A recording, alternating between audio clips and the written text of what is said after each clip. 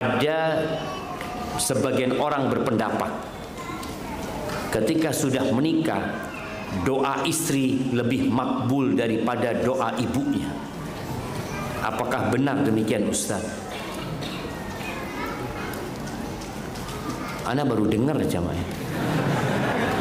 Nemu di mana hadisnya dia itu?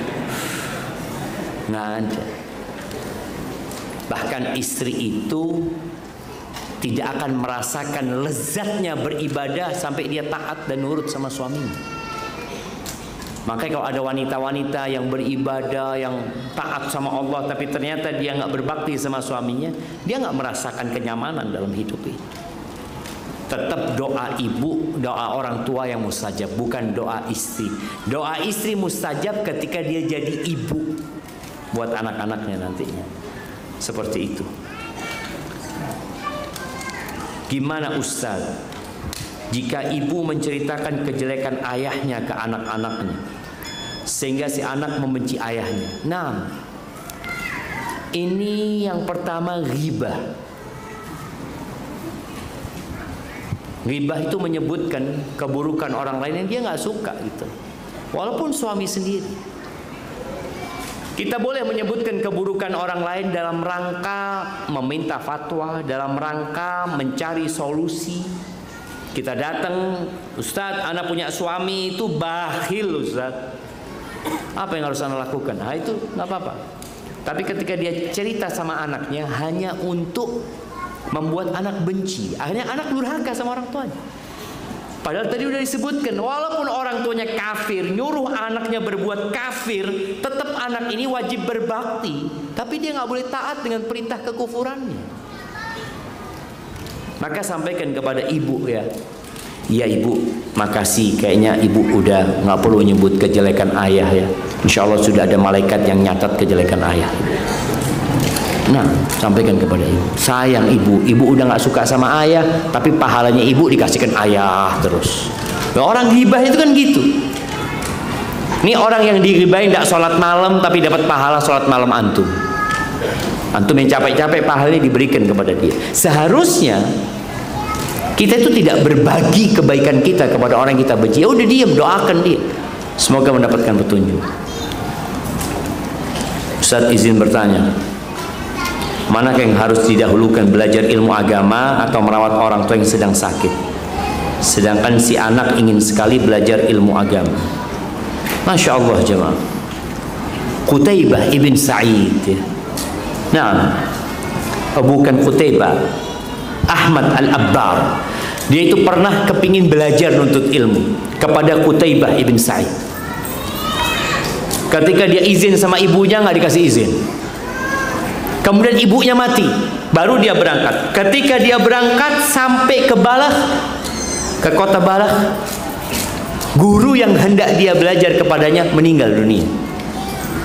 Tapi dia lebih baik berbakti sama orang tuanya. Dan alhamdulillah, belajar ilmu agama itu ada dua. Ada yang wajib, ada yang fardu kifayah, ada yang sunnah juga.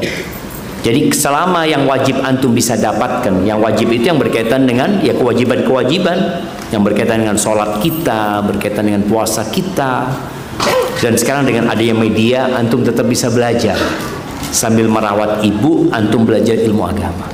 Jadi tetap belajar bisa dilakukan, berbakti kepada orang tua juga bisa dilakukan. Afwan Ustaz, tadi dijelaskan manfaat bersolawat 1 kali akan dibalas 10 kali oleh solawat dari Allah. Lalu apa manfaat solat Allah itu untuk kita ya Ustaz? Allahu Akbar. Kalau antum bicara manfaat solawat Allah buat kita, kita akan diampuni dosa-dosanya, kita akan diberi petunjuk oleh Allah, kita akan dikeluarkan dari kesesatan menuju jalan hidayah Allah Azza wa Jalla. Itu solat yang Allah berikan kepada kita. Makanya kita butuh sholawat Allah. Kalau enggak kita, dia akan sengsara hidup ini. Ketika ada seorang sahabat yang memperbanyak, Ubay bin Ka'ab radhiyallahu anhu, dia banyak kali sholawat kepada Nabi Muhammad SAW.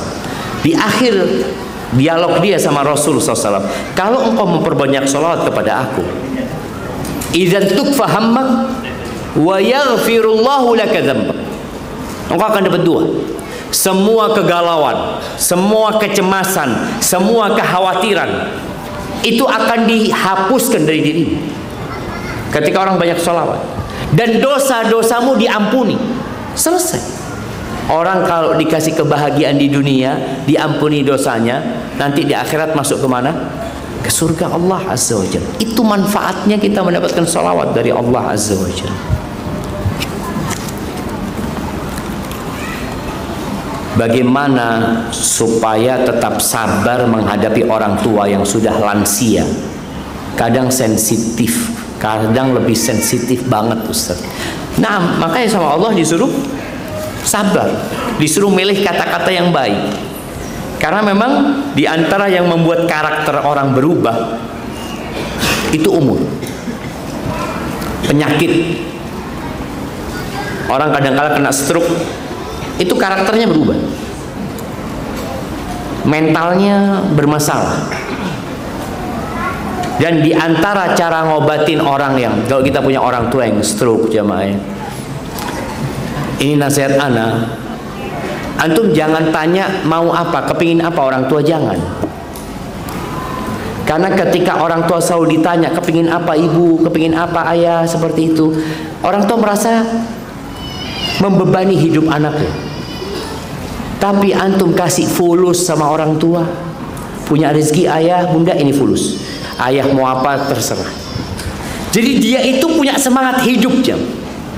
Dengan duit itu dia bisa bersodako, dia pengen ini, dia kasih. Tapi kalau selalu ditanya sama anaknya, dia merasa menjadi beban buat anaknya. Enggak, maka jangan. Maka ketika orang tua kita sensitif tadi, kita harus milih kata-kata yang baik. Bagaimana supaya bersabar? Ingat, dulu antum ngerepotin orang tua lebih daripada sekarang. Lebih cuma. Cuma memang kita nggak ingat, cuma. Antum ingat waktu umur 3 hari? Nggak ingat kan? Antum yang nangis, yang ini, yang antum sakit, mungkin macam-macam, kita nggak ingat. Maka Allah ingatkan kita dengan 3 hal itu. Ketika di perut ibu, siapa yang ingat? Iya, anak dulu waktu di perut ibu itu nendang-nendang ibu, Ustaz. Betul, Ustaz. Nggak ada yang ingat. Ketika melahirkan, ibumu melahirkan dirimu, kadangkala ada banyak yang robek di tubuh ibu demi engkau, tapi engkau nggak sadar. Ketika menyusui dirimu, ya Allah ya, ana ingat bagaimana seorang wanita menyusui. Kadang-kala air susunya sedikit, dia harus makan ini, makan itu. Kadang-kala dia kepingin makan sambal, nggak boleh. Karena kalau makan sambal anaknya murus nantinya. Kadang-kala seperti itu. Ada hal-hal yang dia tinggalkan untuk dirimu yang kau lupa. Maka Allah sebutkan dalam Al-Quranul Azim berkaitan dengan wa hamluhu wa fisaluhu. Ingat, ibumu hamil engkau. Ingat, ibumu menyapih dirimu setelah 2 tahun. Dan memori kita nggak ada yang ingat dengan masa kecil ketika kita disusui sama ibu kita.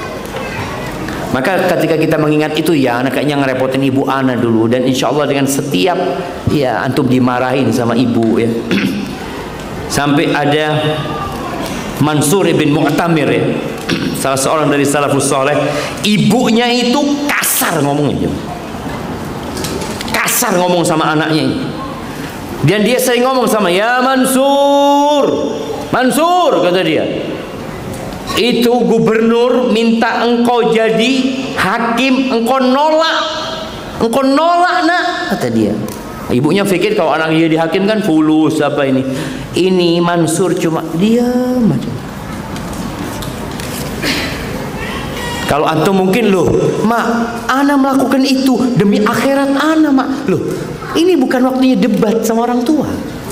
Ya udah minta maaf. Iya mak, minta maaf mak, minta maaf. Nanti ngomong lagi tuh.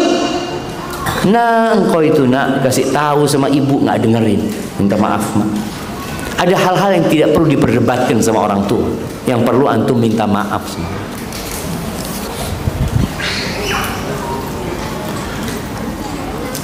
Izin bertanya Ustaz, ini ada satu hal yang anak ingat. Semoga Ustaz selalu dalam lindungan Allah SWT. Lengkapilah. Ini pujian buat Allah Subhanahu wa ta'ala. Izin bertanya Ustaz, amalan apa yang harus atau bisa dilakukan bila seorang hamba durhaka kepada orang tua dan orang tua sudah meninggal dunia? Terima kasih Ustaz. Waalaikumsalam warahmatullahi wabarakatuh. Ya, anak ini harus bertobat jemaah. Engkau mau minta maaf sama orang tua gimana? Nggak bisa. Udah meninggal dunia orang tua. Maka sekarang yang perlu engkau lakukan adalah banyak-banyak berbuat baik buat orang tua. Selain beristighfar buat orang tua, punya kelebihan rizki, berbagi sama orang tua. Orang tua sudah mati Ustaz. Iya, sedekah buat nama orang tua. Bangunkan masjid, Masya Allah. Ada seorang anak yang membangunkan masjid, dia wakafkan buat orang tua yang sudah meninggal dunia. Mudah-mudahan itu sebagai bentuk kebaktian dia kepada orang tuanya dan dihapuskan dosa-dosanya. Al-Imam Al-Zahabi dalam Siyar A'lamin Nubala, dia menyebutkan tentang Ar-Rabi' ibn Khuzaim. Ar-Rabi' ibn Khuzaim ini disebutkan yumitul adza 'anit tariq. Kadang-kadang dia bersihkan jalan, ada batu ya, dia bersihkan, ada duri dia bersihkan, dan dia mengatakan, ya Allah, ini buat ibuku ya Allah, yang ini buat ayahku ya Allah, yang ini buat ibuku ya Allah. Jadi ketika antum punya kelebihan rezeki sedekah, ya Allah buat ibuku. Punya rezeki lagi, bangunkan sumur atau galikan sumur buat orang tuanya. Ini termasuk bentuk kebaktian kepada orang tua. Sa'ad ibn Ubadah pernah datang kepada Nabi SAW. Dia mengatakan, ya Rasulullah, inna ummi infalatat walam tusi. Ibuku meninggal dunia, belum sempat wasiat. Dan aku nggak ada di kota Madinah waktu ibuku meninggal dunia. Afa yanfa'uha idza tasaddaqtu anha? Bermanfaat enggak kalau aku bersedekah buat ibuku? Kata Nabi SAW, tasaddaq. Engkau sedekah buat dia dan bermanfaat buat orang tua kita. Mungkin itu yang bisa kita lakukan. Mendoakan orang tua kita, itu yang pertama. Dan tadi bersedekah buat orang tua kita. Yang ketiga, berbuat baik kepada orang-orang yang dicintai oleh orang tua kita. Baik kerabat atau sohib. Kerabat atau sohib. Abdullah bin Umar bin Khattab radhiyallahu anhu, dia itu pernah pulang dari Mekah ke kota Madinah. Jadi kalau orang kaya itu memang kendaraannya macam-macam jemaah. Untuk lihat orang kaya sekarang kan ada mobil keluarga, ada mobil pribadi, ada mobil buat kerja. Dulu orang kaya itu kalau safar biasanya naik onta.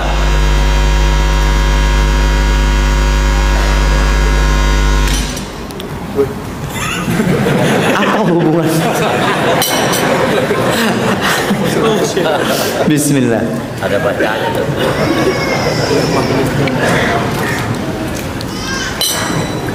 Iya. Biasanya naik onta. Kalau capek, kan perjalanan panjang, 7 hari ya, 6 hari. Kalau capek ganti naik himar, naik keledai. Jadi lebih santai. Dalam perjalanan Abdullah bin Umar ketemu dengan seorang Arab Badui mungkin ya. Ketemu, dikasihlah sama Abdullah bin Umar surbannya. Surban yang mahal itu dikasihkan kepada orang ini. Lalu keledainya yang biasa dia naikin itu diberikan kepada dia. Kata sahabat-sahabatnya, ya Allah, engkau kok sebegitunya memperhatikan orang ini. Dia dikasih 2 dirham udah seneng gitu. Kan memang ada orang-orang kampung itu dikasih duit sedikit udah seneng. Ini kok kasih banyak sekali kepada dia. Apa katanya? Abdullah bin Umar, aku mendengar Rasulullah SAW bersabda, inna min abarril birri silatur rajuli ahla wuddi abi. Termasuk kebaktian yang maksimal, puncak kebaktian itu adalah berbuat baik, menyambung hubungan baik dengan orang-orang yang dicintai orang tua kita. Kata Abdullah bin Umar, orang ini bapaknya dulu sohibnya Umar. Bapaknya jemaah, bukan dianya. Ayahnya dia dulu sohibnya Umar. Maka aku berbuat baik kepada dia sebagai bentuk berbakti kepada Umar bin Khattab radhiyallahu anhu. Sedangkan sekarang banyak orang-orang yang udah nggak kenal sama kawan-kawan orang tuanya. Ketika ditanya, antum kok nggak mudik? Udah nggak ada orang tua Ustaz, meninggal. Nggak ada kawan orang tua, ya ada di kampung. Nggak ada kerabat orang tua, ada. Berarti antum masih perlu pulang sekedar untuk menjalin hubungan baik dengan siapa? Kawan-kawan orang tua. Ini termasuk yang bisa dilakukan ya. Assalamualaikum Ustaz. Waalaikumsalam. Saya seorang istri. Jika saya merasa sedih ketika mertua mencela urusan rumah tangga saya, jika saya protes kepada suami dan suami membela orang tuanya, apakah sikap suami ana sudah benar? Bisa benar, bisa salah. Jadi buat para suami ya, orang tua kita mungkin melakukan kesalahan, mungkin. Ketika orang tua kita melakukan kesalahan kepada istri kita yang dizalimin, apa tugas seorang anak sekarang? Dia meminta maaf buat orang tuanya kepada istrinya. Bukan dia belain kesalahan orang tuanya. Kalau orang tuanya memang salah, dia katakan kepada istrinya, minta maaf ya, maklumilah ibuku udah tua. Mungkin dia juga cemburu sama engkau. Kemudian anak ini datang kepada orang tuanya, minta maaf buat istrinya kepada orang tuanya. Dia mengatakan, ayah minta maaf ya, istriku mungkin ya masih punya banyak kekurangan ayah. Jadi suami itu berada di tengah, jangan berat sebelah. Walaupun orang tua, tetap mungkin orang tua berbuat salah gitu. Jangan kecintaan kepada orang tuanya membuat dia menzalimin istrinya. Sebagaimana sebaliknya, jangan kecintaan kepada istrinya membuat dia menzalimin orang tuanya. Nah, bagaimana hukum jika seorang memutuskan silaturahim anak dengan salah satu orang tuanya dengan sebab orang tua tersebut pernah melakukan hal yang salah, dosa besar, dan ditakutkan akan membawa dampak buruk kepada anaknya jika anaknya diasuh salah satu orang tuanya itu? Anak dilarang menghubungi dan bertemu. Ya, kalau ada hal-hal yang memang mengkhawatirkan, jadi ada kondisi anak ini masih kecil, masih labil, orang tuanya ya pelaku kemaksiatan. Kalau anaknya ketemu orang tua takut diajak berbuat maksiat, mungkin anak ini nggak ketemu dulu. Tapi jangan sampai anak ini dilarang untuk ketemu orang tuanya nanti. Boleh jadi anak ini bisa membawa orang tuanya kepada jalan kebenaran, mendakwain orang tuanya, walaupun dia tidak dirawat sama orang tuanya. Maka buat ibu biasanya yang lihat bapak, Ustaz, kalau anak-anak ketemu bapaknya kayaknya nggak benar, Ustaz. Ya sudah, persiapkan anakmu, berikan imunitas yang bagus kepada anakmu. Ketika dia sudah siap, nah sekarang engkau fadl ketemu sama ayah.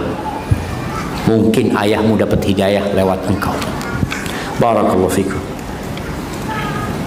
Mohon nasihat agar suami betul-betul berubah, berperan sebagai imam, pemimpin dan suami yang bertanggung jawab kepada anak istri, mendidik dan mengasuh keluarga jalan ke surga dan ridha Allah, hijrah mematuhi Allah dan berhenti kongkow nonton porno, diganti dengan Al-Quran dan mengajarkan kepada keluarga. Kayaknya ini pertanyaan terakhir ya. Siap. Maaf.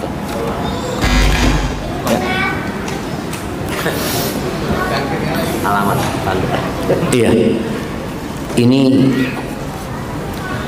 kayaknya tema kajian besok ya, Ma. Kalau mau ini istri kepingin, kayaknya suaminya datang.